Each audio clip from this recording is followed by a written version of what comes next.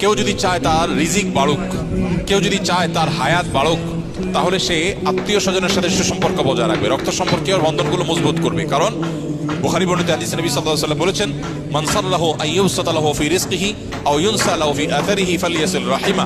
যে চায় তার রিজিক প্রশস্ত হোক, তার হায়াত বাড়ুক, বরকত হোক, তাহলে সে যেন তার রক্ত সম্পর্কীয় সম্পর্কগুলো বাড়ায়।